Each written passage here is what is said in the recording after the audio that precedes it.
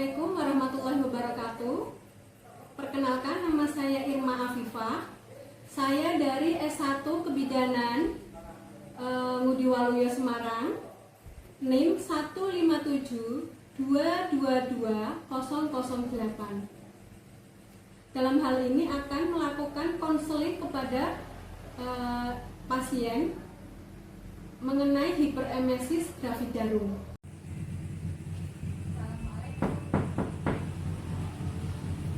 Waalaikumsalam. Monggo. Dengan Ibu sinten nggih? Putri. Kok pinter Bu? Nggih. Nah, nggih, kalau saya tutup dulu ya pintunya. Iya. Ya. Putri, untuk kerahasiaan saat kita bicara ini, kita bicarakan, insya Allah terjaga nggih, aman. Karena saya orangnya amanah, ya. Jadi Ibu jangan khawatir kerahasiaannya Ibu itu terbongkar ke siapapun. Iya Bu, terima kasih. Saya Bidan Irma Afifah yang bertugas di BPM Yasmin. Bisa saya bantu? Ada keluhan apa Ibu?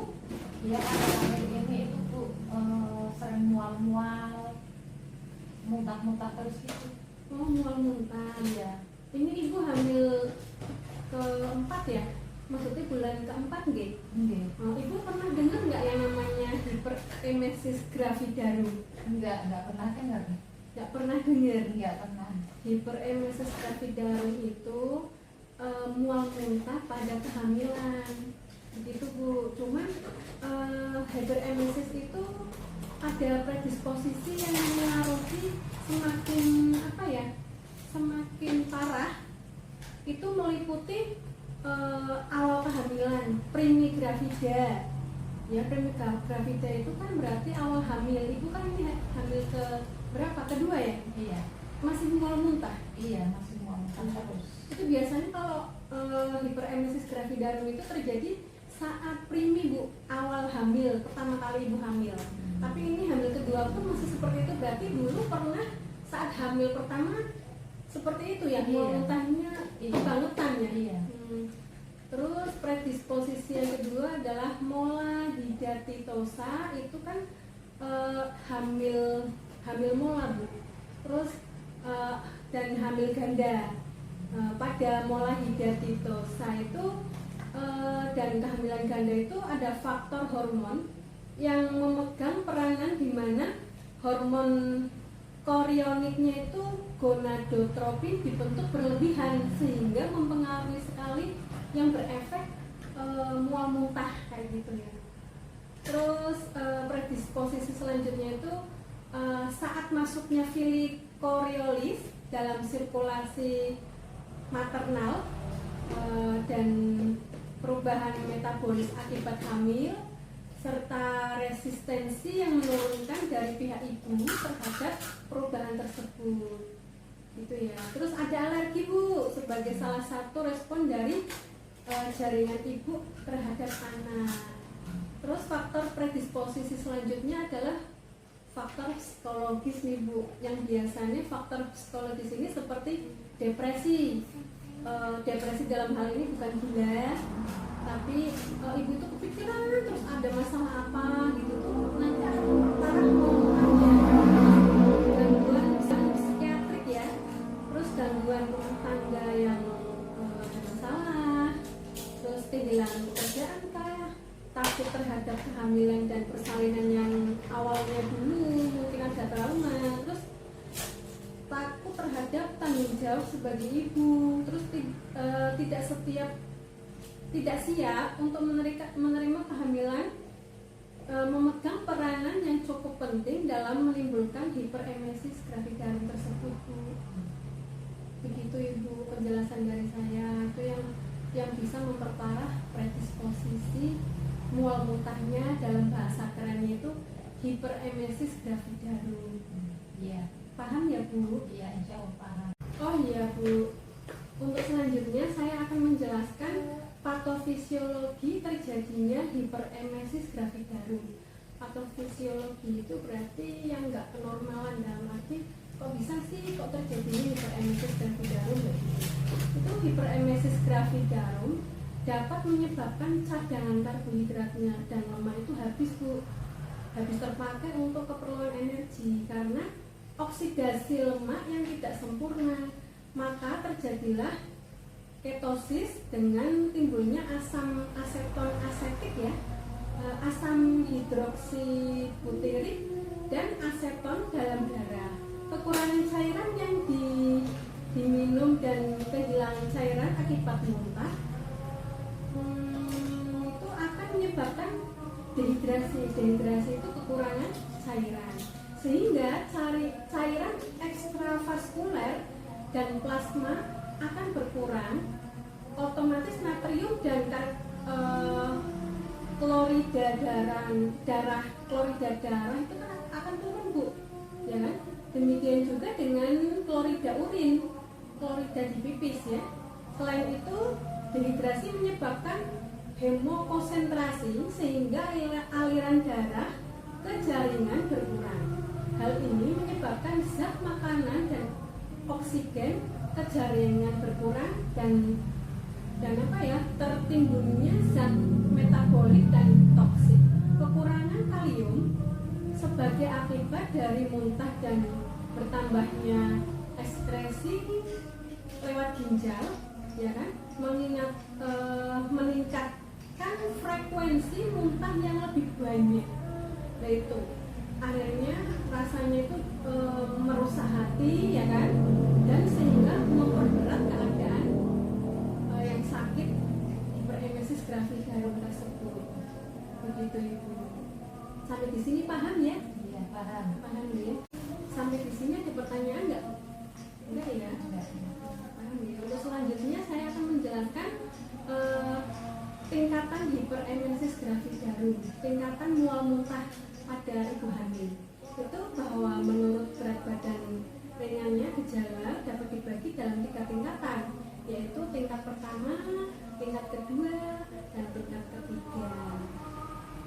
Oh ya Bu, untuk gravidarum, hiperemesis gravidarum yang tingkat pertama itu muntah terus menerus yang mempengaruhi keadaan umum penderita.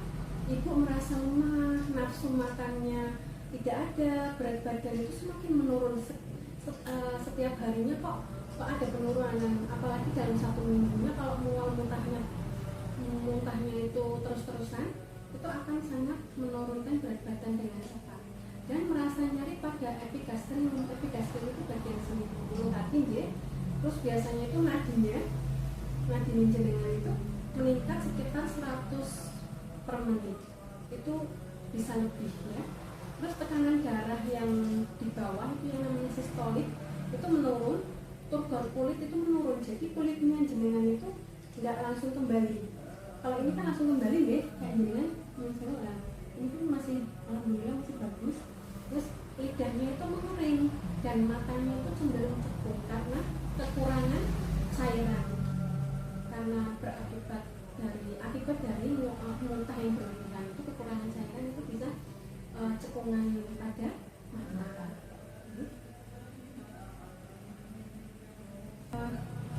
Untuk yang hiperemesis yang tingkat 2 itu penderita itu tampak lebih lemas dan apatis dan turgor kulitnya itu lebih jelek banget, tidak bisa langsung kembali langsung dalam sekejap ya. Terus kalau apatis itu kesadarannya itu berkurang, hampir malah nggak sadar, jadi acuh tak acuh, kalau dikasih respon tidak merespon. Lidahnya itu sangat kering dan nampak kotor ya, nadinya kecil dan cepat, kadang bisa kecil banget terus tiba-tiba nadinya itu terdeteksinya dengan cepat sekali. Terus suhunya itu kadang-kadang naik dan suhunya itu kadang-kadang itu naik dan matanya itu sedikit terus. Kalau mata terus itu matanya itu kuning ya, karena saking dehidrasinya. Terus berat badannya turun dan mata menjadi cekung juga ya, yang seperti tadi. Terus tensinya itu semakin menurun Bu, hemokonsentrasi. terus oliguria dan konstipasi. Jadi oliguria itu adalah karena saking dehidrasinya pipisnya itu sangat sedikit, dan konstipasinya itu berarti untuk air itu susah sekali karena cairannya itu sangat dalam tubuhnya penderita itu sangat kurang, jadi untuk air itu susah, jadi kayak bebenarnya itu berpanjangan. Terus aseton dapat tercium dalam bau pernapasan. Saat nafas pun karena saking dehidrasinya itu kayak bau-bau aseton, kayak cuka-cuka gitu Bu ya. Kayak gitu ya Bu ya. Terus karena mempunyai aroma yang khas dan dapat pula ditemukan dalam kencingnya itu, jadi pipisnya itu nyengat banget. Begitu. Gimana, ada pertanyaan? Tidak. Tidak nih. Jadi paham ya antara satu dan yang tingkat 1 dan tingkat 2 ya, perbedaannya ya. Untuk tingkatan hiperemesis gravidarum yang ketiga itu keadaan umum lebih buruk sekali dari yang tingkat yang kedua. Memang sih muntahnya berhenti, tapi kesadaran itu menurun dari yang somnolen itu ngantuk-ngantuk ya si penderitanya itu sampai koma Bu. Bahayanya di situ. Nadinya kecil dan kadang cepat, itu nggak tentu ya ritmenya ya. Terus suhu meningkat Bu, suhunya itu panas banget, pasti itu karena dehidrasi, dan tensinya menurun dari normal. Nah, komplikasi fatal yang terjadi pada susunan saraf yang dikenal sebagai ensefalopati Wernicke dengan gejala nystagmus, diplopia, dan perubahan mental. Jadi kayak orang depresi yang kayak udah melayang-layang kayak gitu. Terus keadaan ini terjadi akibat defisiensi zat makanan, jadi kekurangan zat makanan, kekurangan cairan dalam tubuh, termasuk vitamin B kompleks itu.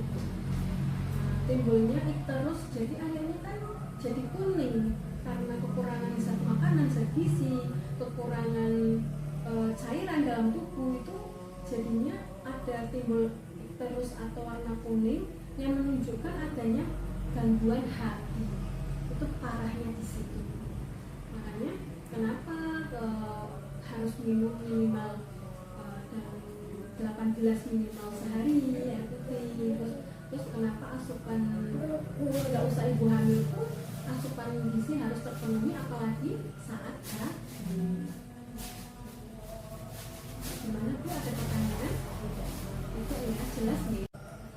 Dari penjelasan yang tadi hiperemesis ada 3 ya Bu, tingkat 1, 2, dan 3. Jadi untuk tingkat yang kedua dan ketiga itu harus dirawat di rumah sakit segera itu Bu, agar ada rehidrasinya itu terpenuhi dengan nutrisi, diinfus dan dikonsultasi dengan dokter.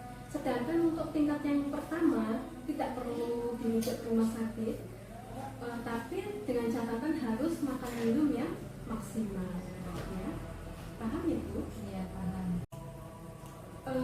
Dalam hal ini untuk obat-obatan ya Bu, yang kemungkinan diberikan pada ibu hamil dengan hiperemesis gravidarum itu biasanya obat-obatan yang dapat diberikan diantaranya suplemen Bu, multivitamin, antihistamin, dopamin antagonis, serotonin antagonis, dan kortikosteroid. Untuk vitamin yang dianjurkan adalah vitamin B1 dan B6 seperti pyridoxine ya, vitamin B6 untuk antimualnya. Pemberian antihistamin bertujuan untuk menghambat secara langsung kerja histamin pada reseptor H1 ya, dan secara tidak langsung mempengaruhi sistem vestibular untuk menurunkan rangsangan di pusat muntah. Jadi untuk menekan muntahnya biar tidak terjadi muntah yang berkelanjutan. Untuk reseptor dopamin di lambung berperan dalam menghambat motilitas lambung ya Bu ya, pemberian serotonin itu antagonis itu cukup efektif dalam menurunkan keluhan mual muntahnya Bu. Terus obat ini bekerja itu menurunkan rangsangan pusat muntah di membula seperti itu. Bagaimana? Ada pertanyaan? Tidak nggih, paham dan jelas nggih. Oh ya Bu, untuk kebutuhan nutrisi ibu hamil dengan hiperemesis gravidarum itu bahwa pemberian nutrisi itu tergantung pada derajat muntahnya, berat ringannya, deplesi nutrisi dan penerimaan penderita terhadap rencana pemberian makanan. Pada prinsipnya saluran cerna harus digunakan, ya kan? Apabila per oral, jadi secara lewat mulut mengalami hambatan, dapat digunakan NGT. Biasanya makanannya itu lewat hidung, itu pada saluran, ada saluran dimasukkan lewat itu yang sangat parah ya. Kalau hiperemesis yang mengalami tingkat yang parah biasanya seperti itu. Apabila ibu hamil dapat makan pakai mulut itu, modifikasi diet yang diberikan adalah makanan dalam porsi kecil namun sering ya. Dietnya itu tinggi karbohidrat tuh biasanya itu bubur ya biar lembek ya, terus rendah protein dan rendah lemak biar tidak mual. Hindari suplementasi besi untuk sementara, jadi tanpa tablet tambah darah dulu biar tidak mual ya. Hindari makanan yang emetogenik dan berbau sehingga menimbulkan rangsangan muntah. Kebutuhan kalori sehari-harinya itu ditambah dengan biasanya ditambah itu 300 kalori per harinya. Begitu. Paham ya dari sini ya? Selanjutnya saya akan menjelaskan tentang perawatan isolasi Bu. Perawatan isolasi karena hiperemesis, penderita hiperemesis gravidarum yang mual muntahnya berlebihan, yaitu penderita itu disendirikan dalam kamar yang tenang, tapi suasana kamarnya itu cerah ya, dan memiliki peredaran udara yang baik. Jadi sirkulasi udaranya itu ada jendelanya. Walaupun pakai AC, cukup sementara AC-nya dimatikan untuk peredaran udara itu untuk bergantian itu pagi ya. Apabila dirawat di rumah sakit, sebaiknya hanya dokter dan perawat saja yang diperbolehkan untuk keluar masuk kamar tersebut. Kenapa demikian? Karena dia tidak menambah pemikiran-pemikiran yang negatif ya, atau pengaruh-pengaruh yang kadang kan kalau ada yang menjemur itu kadang malahan bikin nangis, jadi penderitanya itu akan sangat terpengaruh emosionalnya.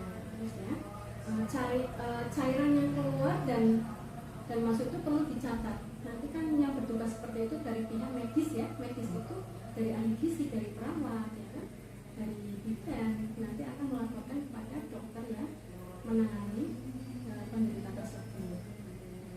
Pasien itu tidak diberikan makanan ataupun minuman selama 24 jam.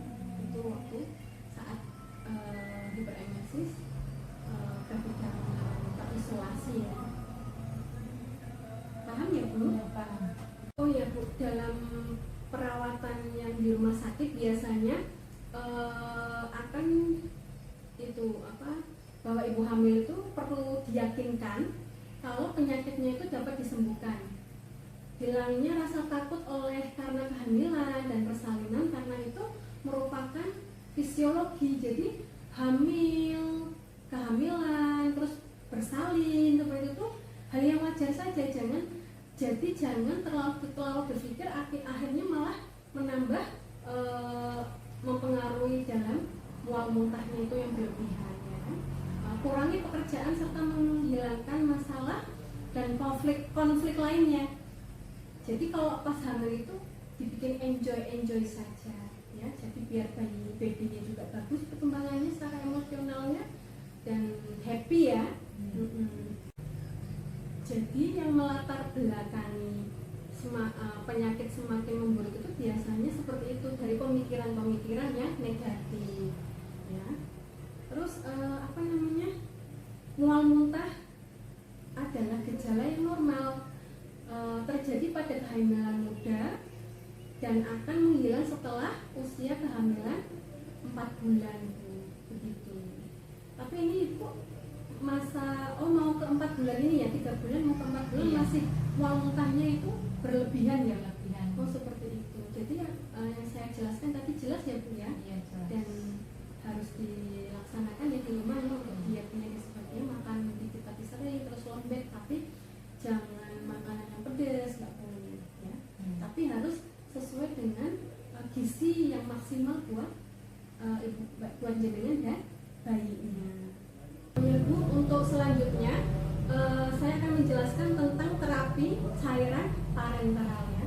Bahwa cairan parenteral itu yang cukup elektrolit, karbohidrat, dan protein dengan glukosa 5% dalam cairan dalam cairan garam, maksudnya maaf, garam fisiologi ya, sebanyak 2-3 liter itu per harinya.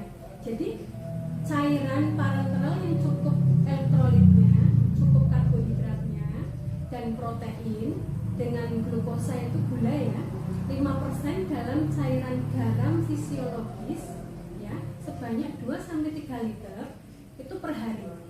Terus bila perlu dapat ditambahkan kalium dan vitamin, terutama vitamin B kompleks ya Bu, dan vitamin C dapat diberikan asam amino secara intravena ya kan. Intravena itu lewat infus apabila terjadi kekurangan protein ya, yang nantinya akan diperhitungkan berdasarkan jumlah cairan yang diperlukan pada ibu. Jadi cairan dan pengeluaran yang muntahnya cairan itu ada catatannya.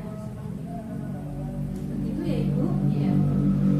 Oke, setelah saya memberikan konseling tentang hiperemesis gravidarum, ya, sekarang saya mau tanya sama Ibu, Ibu paham yang saya beri konseling ini?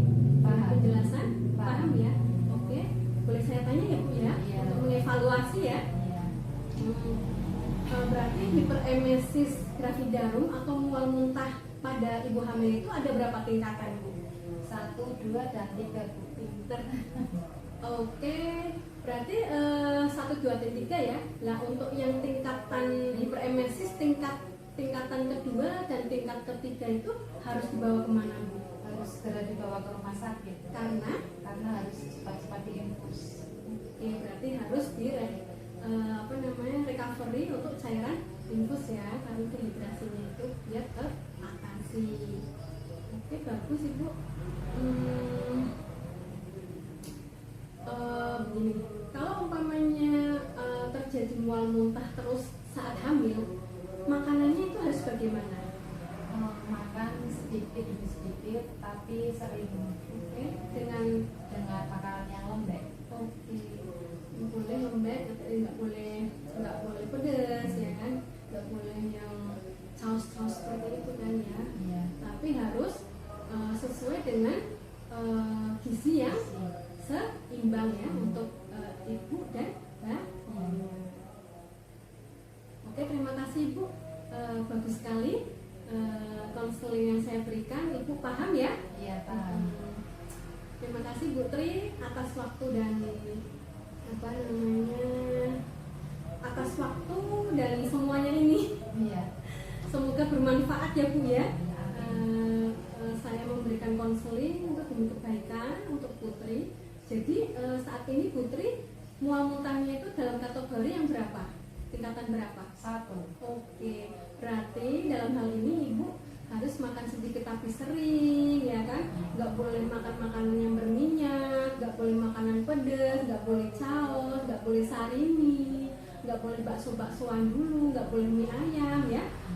Cukup Ibu pakai memasak sendiri aja biar aman, biar tidak mengandung MSG juga ya Bu ya. Iya. Dan bahan pengawet itu tidak boleh, dan minumnya itu harus tidak boleh yang kemasan ya, karena banyak bahan pewarna dan pengawetnya. Oke Bu, terima kasih atas semuanya. Ibu sudah paham. Semoga adik bayinya sehat, Putri juga sehat ya. Nanti kalau dalam 3 hari kok umpamanya masih muntahnya berlebihan, jenengan harus segera ke saya, menghubungi saya atau langsung ke rumah sakit ya. Baik Ibu, terima kasih atas waktunya. Monggo. Terima kasih gitu Iya. Oh ya Putri, ini bukunya ketinggalan. Jangan lupa nanti bukunya dibawa saat kontrol ya. Iya. Hati-hati ya Bu. Iya. Setelah melakukan konseling tentang hiperemesis gravidarum, saya melakukan pendokumentasian.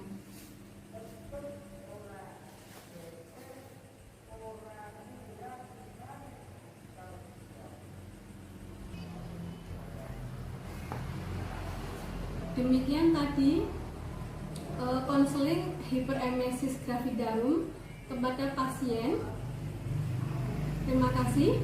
Wassalamualaikum warahmatullahi wabarakatuh.